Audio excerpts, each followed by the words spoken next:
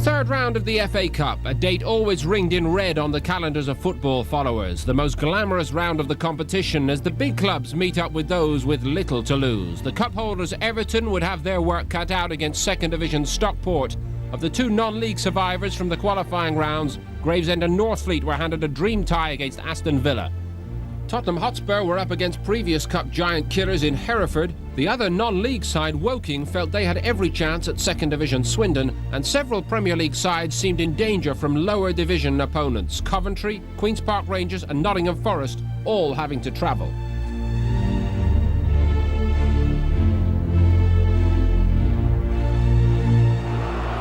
The Beezer-home Southern League side sacrificed home advantage to transfer their game with Aston Villa to the Premier League stadium and went behind in only the second minute, Mark Draper shooting through Lee Turner's grasp. But despite Draper's promptings, Gravesend matched Villa until immediately after the break, when Savo Milosevic played a 1-2 with Andy Townsend and blasted his volley home. Villa's fans waited for the goal rush to start, but it wasn't until the 72nd minute that the third goal came. Tommy Johnson free into space and firing accurately across Turner. That ended Gravesend's cup run, the decision to transfer to Villa Park, scuppering their hopes of an upset perhaps, but earning them a payday of around 100.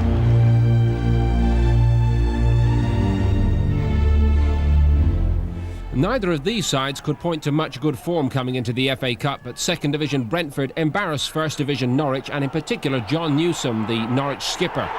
He stepped in as others failed to clear, but only guided the ball past Brian Gunn. Worse followed for Norwich on the hour. Robert Taylor, who started his career at Carrow Road, feeding Nicky Forster, his first-time cross stabbed home by the 17-year-old Marcus Bent. The Canaries pulled one back 5 minutes later, Newsom scoring at the same end, but this time for the right team from Keith O'Neill's corner. But Brentford held on to inflict a fourth defeat in 5 matches on Norwich and their new boss, Gary Megson.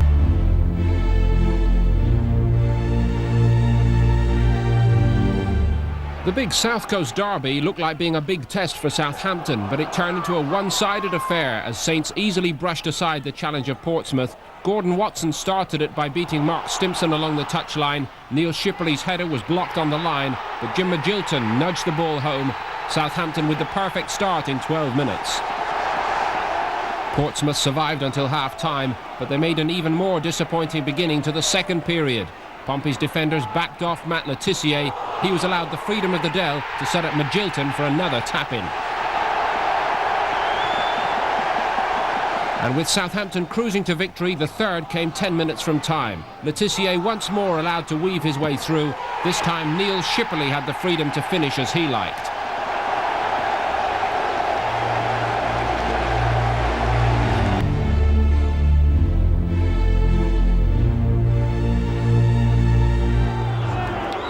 Third division Rochdale travelled bravely to Anfield, but the 5 times cup winners Liverpool didn't need long to expose the gulf in class. A flowing move involving Steve Harkness and Steve McManaman, and Robbie Fowler claimed his 8th in 5 starts, his 21st of the season so far.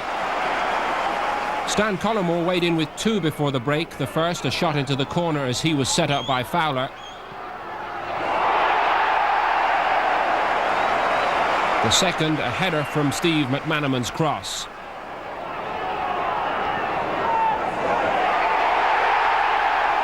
Liverpool into the 4th round, even by half-time.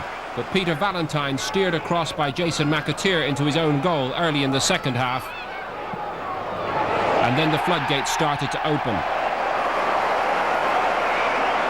Anfield witnessed a piece of footballing history. Ian Rush coming off the bench to make it 5, beating Dennis Law's all-time record as he scored his 42nd FA Cup goal, a typically predatory piece of finishing.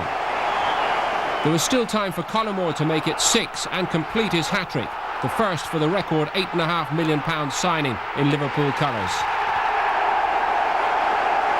Jason McAteer latched onto Michael Thomas's pass to score his first goal for his new club before the finish. A happy day all round for Liverpool, and especially for Ian Rush, MBE and master goal scorer.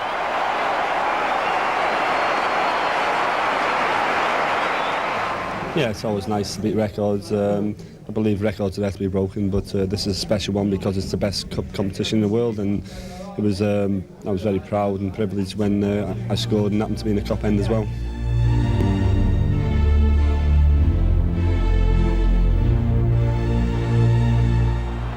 cup holders Everton must have fancied their chances of a smooth start to their defence of the trophy when drawn at home to Stockport of Division 2, the more so when Neville Southall's long clearance wasn't cleared and Graham Stewart powered the bouncing ball past Neil Edwards.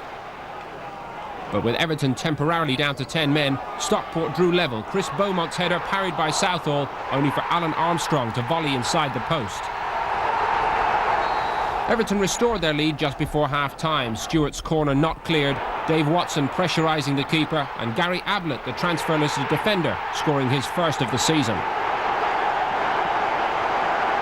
But on 61 minutes, Stockport were level again. Lee Todd bringing the ball skillfully out of defence, releasing Beaumont down the right-hand side, and Ian Helliwell met his cross with a brave diving header that even Southall couldn't keep out.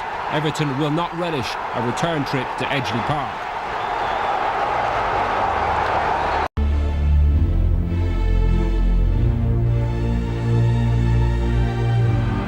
The other non-league representative in round 3, Woking of the Conference, travelled more hopefully to Swindon, given a fine recent cup record. But the Division 2 promotion chasers took an early lead, Kevin Horlock winning the ball on the left and crossing for Wayne Allison to score his 11th of the season. Woking matched Swindon nearly all the way, but 8 minutes from time, Paul Bowden's miss-hit cross spun over the head of Lawrence Batty. Swindon winners, Woking giving further proof of the quality of their football, but unable to keep the non-league interest alive in the FA Cup.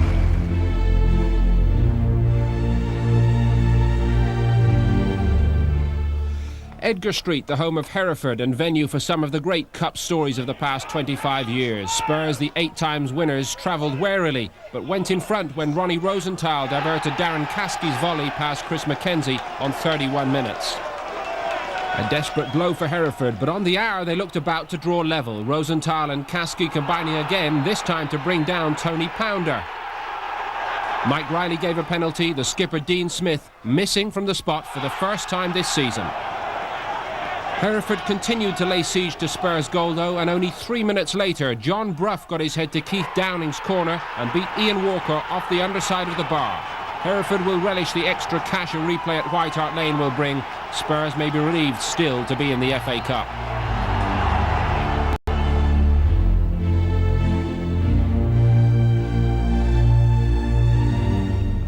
Coventry City had gone out of the FA Cup in round 3 5 times in the past 7 years, and gale force winds made the trip to Division 3 high flyers Plymouth even more treacherous.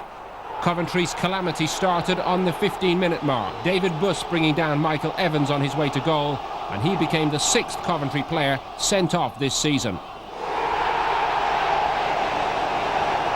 City were further punished when Ian Byrne rocketed home the resultant free kick.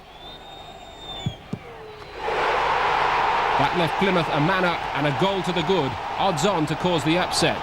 But Coventry survived till half-time and reorganised well. With the win behind them, Paul Telfer beat the offside trap to set up Ali Pickering in space. His lob embarrassed Kevin Blackwell.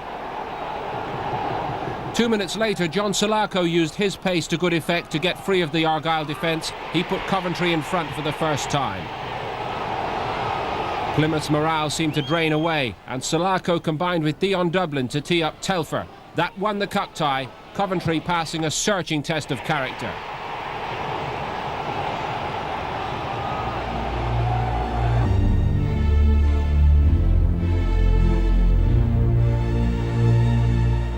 Sheffield Wednesday, finalists 3 years ago, included 6 full internationals, but also brought their league inconsistency into the cup tie at Charlton, and the Londoners, brimming with confidence, went for Wednesday from the off.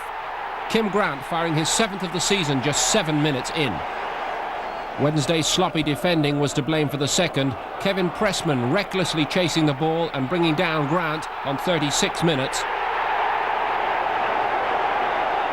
And this time Paul Mortimer cracked home the penalty to give Charlton a 2-goal lead they seldom looked like squandering, even after the dismissal of their veteran skipper John Humphrey on 54 minutes for a second bookable offence. Alan Wilkie adjudged Humphrey to have been late on Andy Sinton, but an informed Division 1 side was too good for an out-of-sorts outfit from the Premier League.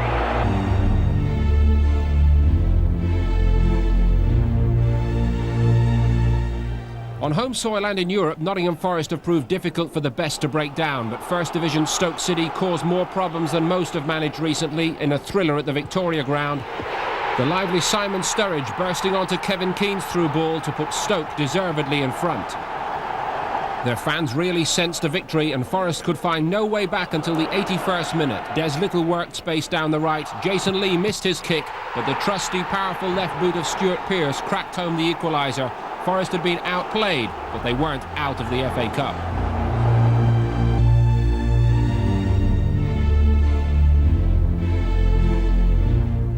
After one win in 8 starts, Arsenal met Sheffield United at Highbury looking to rediscover their best. But another below-par performance, enlightened only by Paul Merson's surge into the box on 73 minutes to create the chance for Ian Wright to score his 16th of the season.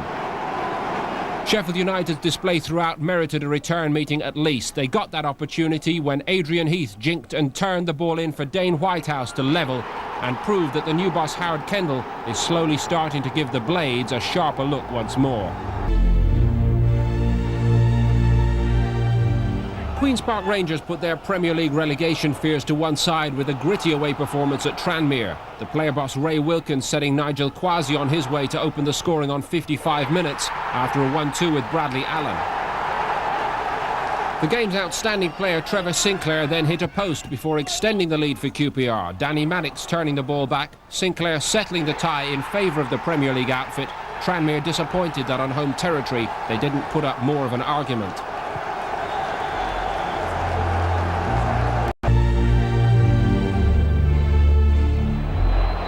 Notts County lie 2 divisions below Middlesbrough, but it was never easy for Borough at Meadow Lane, even though the visitors struck twice in 3 minutes shortly after the break. Juninho setting Nicky Barmby away down the right. Jamie Pollock given too much time. He controlled and shot past Darren Ward. Borough extended their lead as Nicky Barmby drilled home from 12 yards out.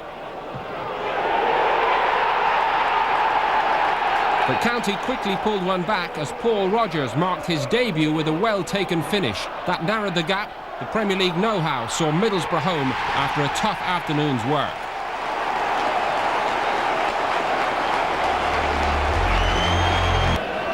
Steve Howie, who was supplementing that attack, former striker, of course, way back in the days when Jim Smith and Ozzy Ardiles were around at St James's Park. Good ball, Wise to Furlong. Hughes wants some support, Furlong goes alone. Well, he engineered the space well, Paul Furlong. And I'm sure that goal he scored the other night, the winner at Queen's Park Rangers, will have lifted his confidence no end. Kitson.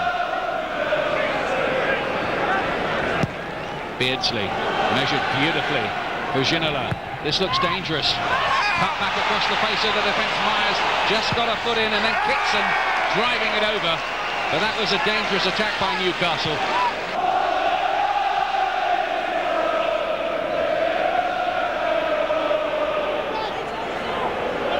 Wise. Oh, that's a great ball to Phelan. Terrific stuff. Hughes is in the middle. If they can find him. And yes! Mark Hughes puts Chelsea ahead. That was a wonderful goal. Superb in its creation. 35 minutes gone. It really was the most beautiful ball from Dennis Wise, which opened up Newcastle. Phelan's cross and Mark Hughes with the header. Since that happened, with 3-man central defence now and no natural wide right winger, Albert, the goal-scoring defender, and he hits the post!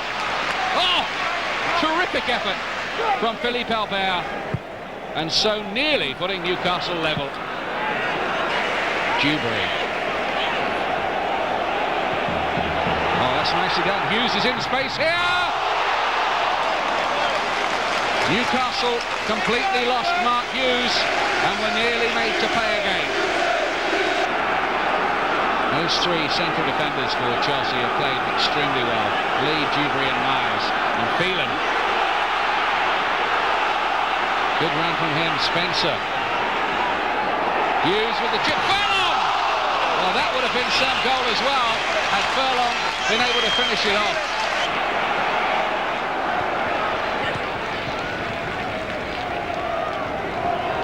Barnsley are working very, very hard in defence of the lead. They have, oh, that's a terrible mistake!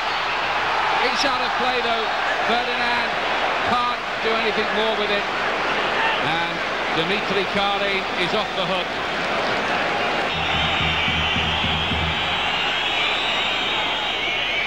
Ferdinand nods it down.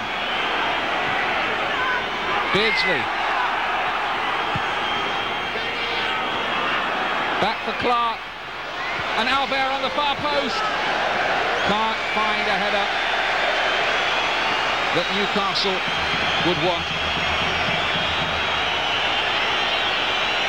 And that might have been the last opportunity.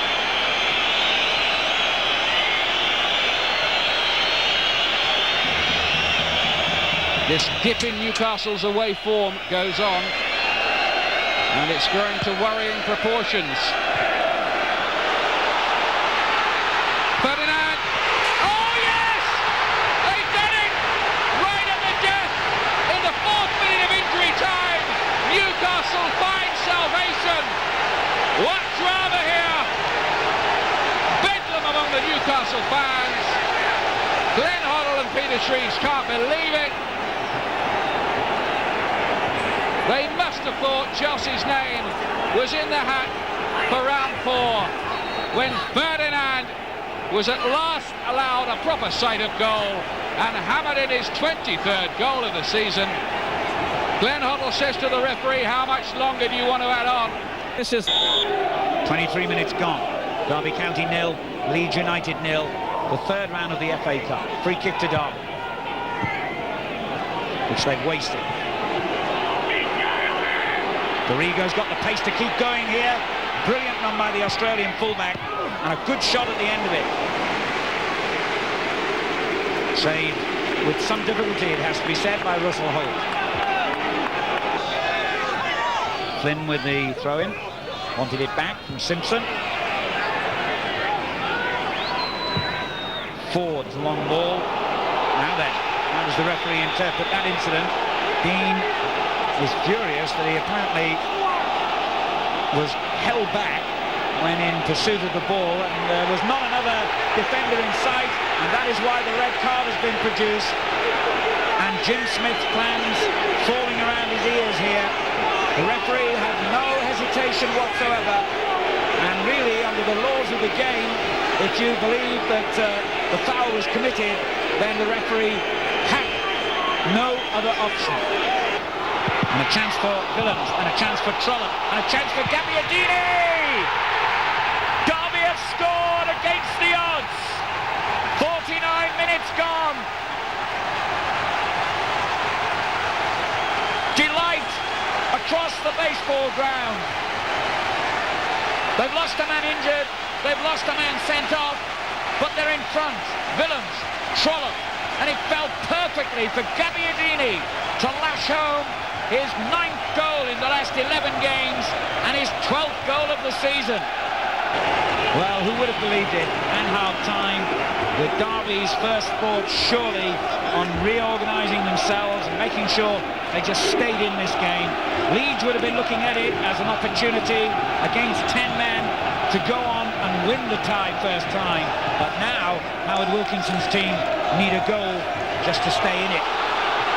And they might need 2! They do need 2! Derby has scored again! Simpson! Incredible! 2 goals in 2 minutes for Derby County, and they've turned the odds upside down here. Incredible!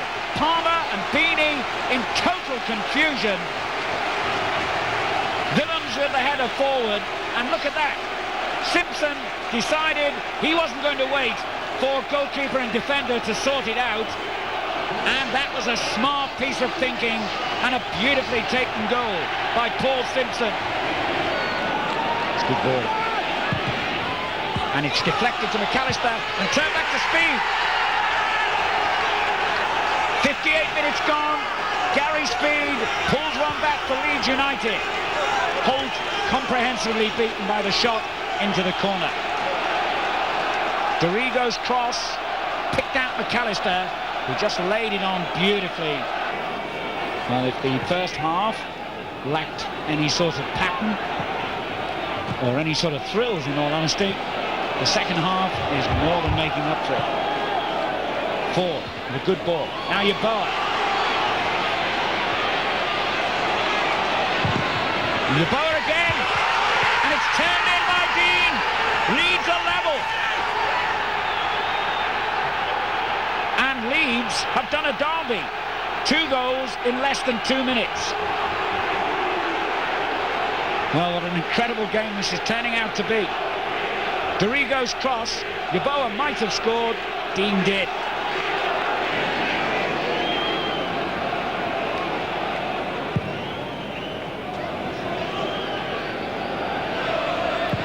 And a dangerous bounce here, and Russell Hope could be beaten. Would you believe it? Leeds United have snatched victory in stoppage time, and an unfortunate bounce really has given Leeds a victory you have to say they hardly deserve. Oh, you have to feel so desperately sorry for Derby County. Beanie with a huge clearance, and look at the way the bounce here deceived the defenders. Holt came too far out surely. McAllister and Yeboah both going for the ball, and I think it was McAllister who finally made contact to send it into the net for a dramatic winning goal. Well, Howard Wilkins will be almost embarrassed, I think, at the way the win has come about, but there, just to clinch it, is a goal by Yeboah. And Derby, obviously, with their chins on the floor, have conceded 2 in the space of 90 seconds again. And Yeboah's 15th goal of the season has given an air of superiority on the scoreline that Leeds play hardly merited. Good finish though by Yeboah, take nothing away from that. Ball laid back by David Kelly to Alec Chamberlain, who will be Sunderland's goalkeeper this afternoon, as he has been throughout the campaign so far. Owen with the back pass. Oh, Brewster struggling there. Craig Russell. Bilkington having to scramble back, and it was off the goal line. Cleared by Gary Neville. Well, clearly there's going to be a doubt about the match fitness of the 3 returning players in United's defence. And certainly Steve Bruce was lacking for pace there. Almost fell for Gray, who's the leading scorer for Sunderland this season with 7 so far. David Kelly. Dangerous cross played in. And Bracewell just over the top.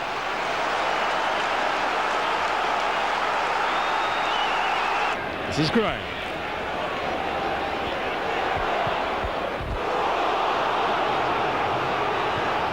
Oh, the cross is just beyond Phil Gray. Arriving at the far post, he got away from the marking then. And why, that was a let-off then for Manchester United. Now Beckham. Sunderland on the defensive now. Irwin to Cantona. This is Butt. Cole. It'll fall for Nicky Butt. And from so nearly conceding a goal at the other end, United in the 13th minute have pounced for the opening goal of the game. Nicky Butt, a rare goal for him. It's only his 2nd of the season. A string of passes put together then by United. Cole's cuts through. And Nicky Butt just tipping it over Alec Chamberlain. Almost at the halfway stage in the first half. Neville with the chip, on by Cole. Kubicki is there though for Sunderland. Good change of pace here by Russell. And his speed is certainly threatening Manchester United. That's Gray with the shot! And off the post. Michael Gray, terrific strike there.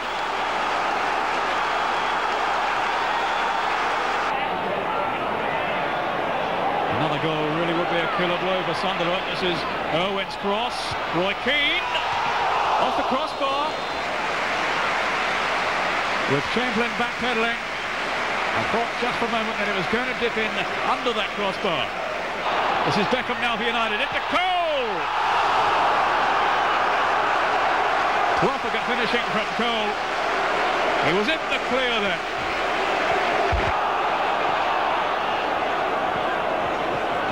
Michael Gray. Well played, sir. Still Gray. Now for Agnew. A shooting chance. And it's there! Steve Agnew! The goal coming just after the hour. Kevin Wilkinson misjudged the shot. It bounced awkwardly in front of him and swerved into the net. Sharp. Brave challenge by Richard Orr. Here's Agnew, the goal scorer. Slipping it through to Russell, who's onside.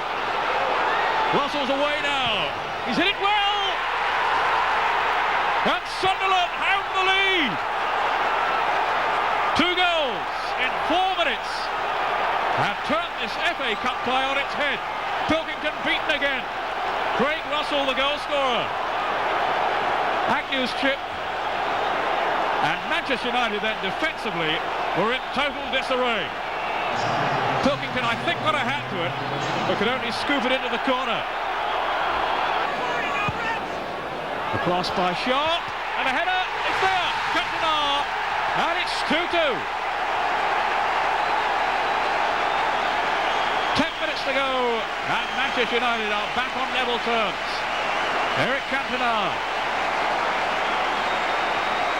Curled over by Sharp, Cantona's there. He's got beyond defenders. Kubicki was the man trying to curtail him there, but he couldn't do so.